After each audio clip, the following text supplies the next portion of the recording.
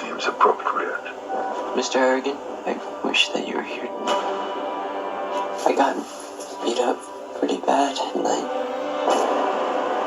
I want him to get what he deserves.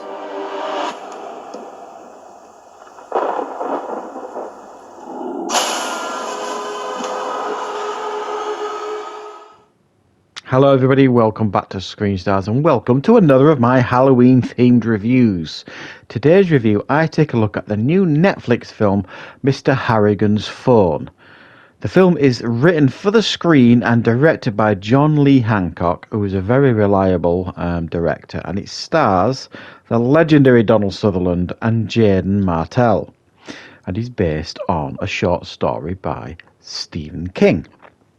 Now, the film focuses on Jaden Martell's character, Craig.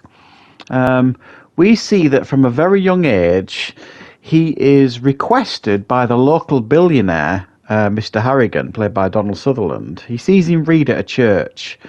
And because he's getting older, he loves books, loves stories, and he wants someone to read for him, basically, because he's struggling.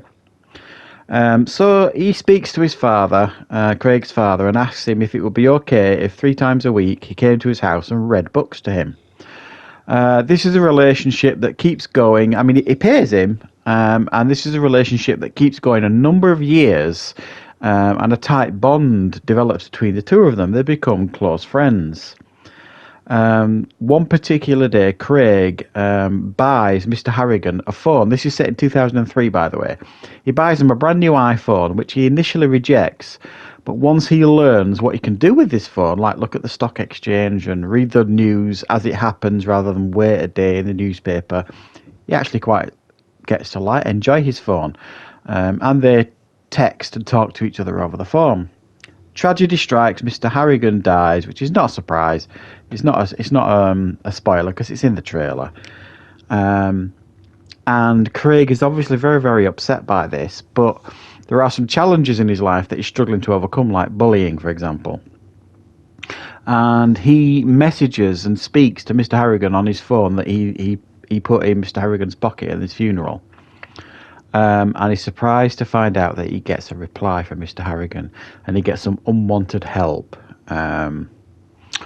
from beyond the grave. Right, what are my thoughts on Mr Harrigan? Now, this is a film that I saw the trailer of several weeks ago, and I thought it looked quite interesting.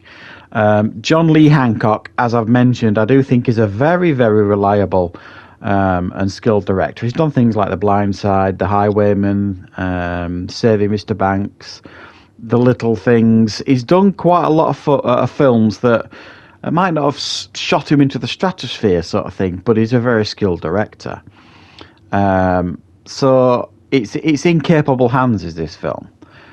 And then you see that Donald Sutherland is in it. I mean, Donald Sutherland is an absolutely fantastic actor. In my opinion, one of the great American actors.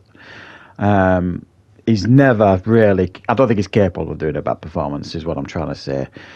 So I'm always interested when I see Donald Sutherland in a film, especially in a film like this, because while this film is described as a horror, I think horror fans going into this film will probably come out disappointed because it doesn't feel like a horror when you're watching it. It's not scary, is what I'm trying to say here. So if you're going into this film to get scares and chills, you're not really going to come out of that getting that. I think you may come away disappointed.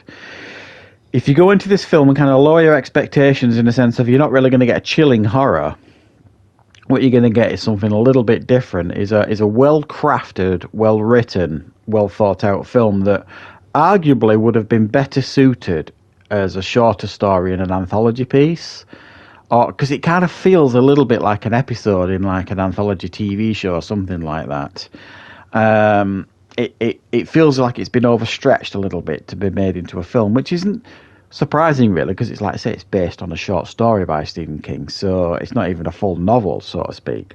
So it does feel a little bit overstretched, but what keeps you interested here is the fantastic performances, both by Donald Sutherland, which you absolutely expect, but Jaden Martell, if that face looks familiar, he was in the 2 It films, you know, the ones from a couple of years ago.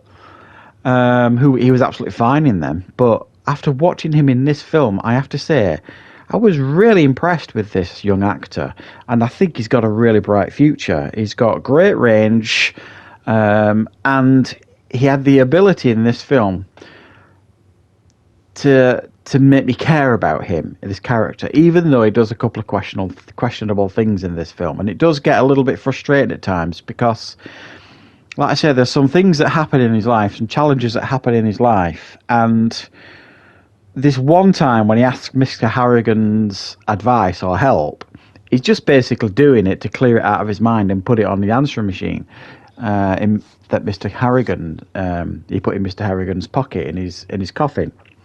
Doesn't expect a reply, but he gets a reply. So you could argue that after the first time, he didn't know what was going to happen, and then there's later into the film, he makes a moral decision that is very, very questionable. And even though it weighs heavily on him, you kind of like, well, you kind of got what you deserved there, but still you feel sympathy for this character because he's been so carefully portrayed by this young actor.